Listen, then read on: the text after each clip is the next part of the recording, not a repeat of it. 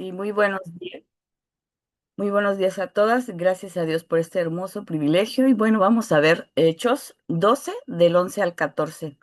Y vamos a ver un poquito el contexto, aunque ya hemos visto esto, de Hechos 12 del 11 al 14 se encuentra dentro de un relato sobre la persecución de la iglesia por parte del rey Herodes Agripa I, quien había ordenado la ejecución del apóstol Santiago, hermano de Juan, y luego encarceló a Pedro con la intención de presentarlo públicamente después de la Pascua. Mientras Pedro estaba en la cárcel, sujeto con dos cadenas entre dos soldados y vigilando por cuatro grupos de cuatro guardias cada uno, la iglesia oraba fervientemente a Dios por su liberación. En la noche en que Herodes estaba a punto de llevar a cabo su juicio, un ángel del Señor apareció en la celda, iluminándola con una luz brillante. Despertó a Pedro con un toque en el costado y le ordenó levantarse. El ángel le indicó que se vistiera, calzara las sandalias y se cubriera con su capa. Y Pedro lo siguió creyendo al principio que estaba experimentando una visión. Al pasar por la primera y segunda guardia, la puerta de hierro que daba a la ciudad se abrió por sí sola y al salir el ángel desapareció de su presencia. Entonces Pedro volvió en sí y comprendió que Dios había liberado de la mano de Herodes y de todo lo que el pueblo de los judíos esperaba. Bueno, en el 2:11 vamos a entender, vamos a ver varias versiones para entender un poquito más esto. Dice la versión RBR, entonces Pedro, volviendo permítanme, perdón.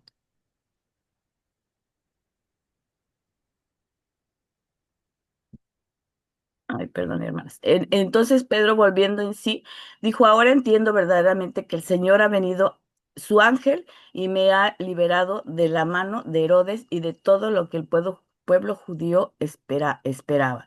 Entonces vemos en otras versiones la palabra aquí lo más importante son dos puntos importantes que podemos identificar en estos versículos, que habla, por un lado, que lo liberó, que lo ha rescatado el Señor, habla de la libertad, pero también dice que el pueblo tenía pensado hacerle algo a Pedro. Entonces vemos el rescate, lo que es la libertad, y lo que sucedió. Ay, perdón, hermanos, estoy trabada con mi presentación. Discúlpenme. A ver, voy a continuar, perdón. Bueno, entonces, lo que Pedro comprendió, lo que entendió que había sucedido, y es decir, en este momento vemos cómo el el Espíritu de Dios mueve a Pedro y vemos el discernimiento espiritual, el cual podemos ver también cuando pide sabiduría a Salomón. Vemos en la versión RBR de Primera de Reyes 3:9 cuando dice, Salomón pide sabiduría, da pues a tu siervo corazón entendido para juzgar a tu pueblo y discernir entre lo bueno y lo malo. ¿Quién podría gobernar este pueblo tan grande? En Isaías 11:3 también en el reinado del justo, que es el Mesías, el Jesús, también dice, Isaías 11:3 dice, Él se deleitará en el temor del Señor, no juzgará según las apariencias, ni decidirá por lo que oiga decir. Primera de Corintios 2:14 nos dice en relación al Espíritu de Dios, pero los que son espirituales no pueden recibir estas verdades de parte del Espíritu de Dios. Todo les suena ridículo y no pueden entenderlo porque solo los que son espirituales lo pueden entender. Entonces vemos cómo en todos estos versículos el Espíritu de Dios se distingue del espíritu, digamos, del mundo, que cuando nosotros pedimos este discernimiento espiritual, vemos a un Pedro ya reflexionando en esta sabiduría divina y que esto solamente lo puede dar a partir de el Espíritu. También tenemos el segundo punto, que es la liberación divina. Existen varios ejemplos como Lot en la destrucción de Sodoma y Gomorra, como David frente a Goliat, como los jóvenes hebreos Sadrach, Mesach y Abednego frente al rey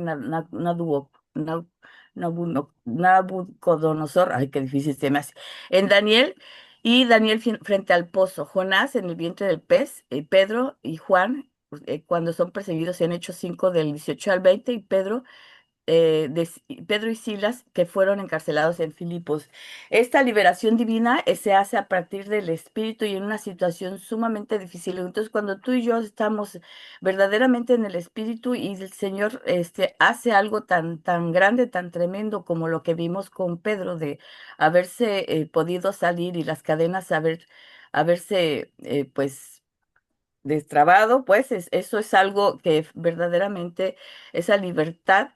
Y algo que me llama la atención es que dice que los judíos, algunos judíos estaban como en la espera de que sucediera algo, este, que no, vamos, que estaba como en contra de Pedro. Entonces, bueno, en el 12 dice, y habiendo considerado esto, llegó a casa de María, la madre de Juan, al que tenía de sobrenombre Marcos, donde muchos estaban reunidos. En otras versiones dice, al darse cuenta, dice, cuando cayó en cuenta, y que dice, eso es algo importante, pero el segundo punto dice, donde muchos se habían reunido para orar. Este tipo de oración, donde se reúnen con un propósito para orar, es un tipo de oración que es mencionado en varios versículos también. En Mateo 18:19 dice, otra vez digo, que si dos de vosotros se pusieran de acuerdo en la tierra acerca de cualquier cosa que pidieran, les será hecho por mi Padre que está en los cielos.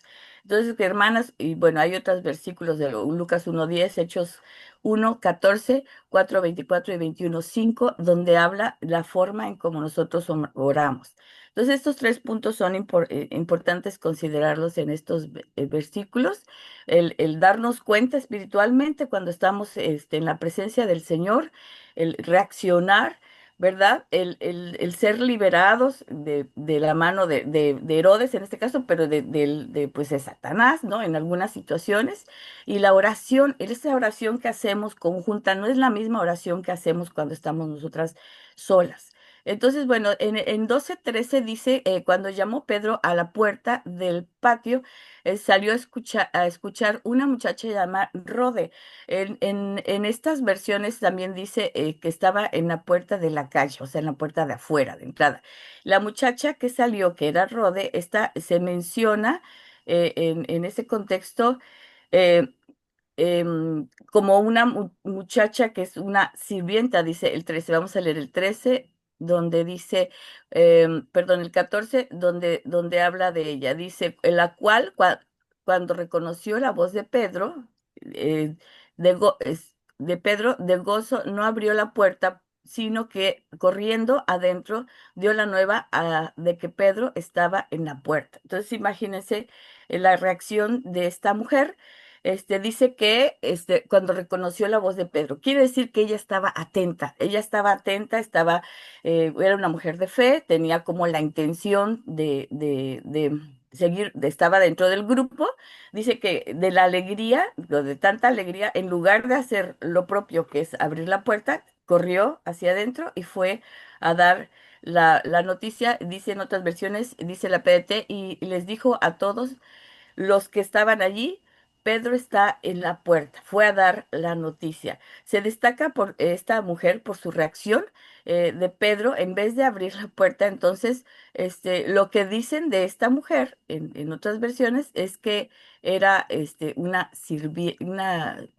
aquí dice en la RBR, dice que cuando llamó Pedro a la puerta, una muchacha llamada Rode, pero en otras versiones dice que era una sirvienta, una muchacha, criada, dicen otras versiones, sierva, dicen otros. El caso es de que de ella no se habla en la Biblia más que en este versículo, pero qué interesante su reacción, porque finalmente cuando tú y yo tenemos algo importante, que estamos esperando y de repente te llega a ti la noticia, entonces es un gozo. Lo que quiero resaltar es que ese gozo espiritual de estas personas de fe hacen que nosotros reaccionamos de una manera distinta. Ya posteriormente veremos si es que en realidad, pues, este hecho, ¿qué fue lo que sucedió? Seguro hubo un poco de duda con los que lo escucharon, pero lo importante en destacar en estos versículos es todo el proceso de cuando Pedro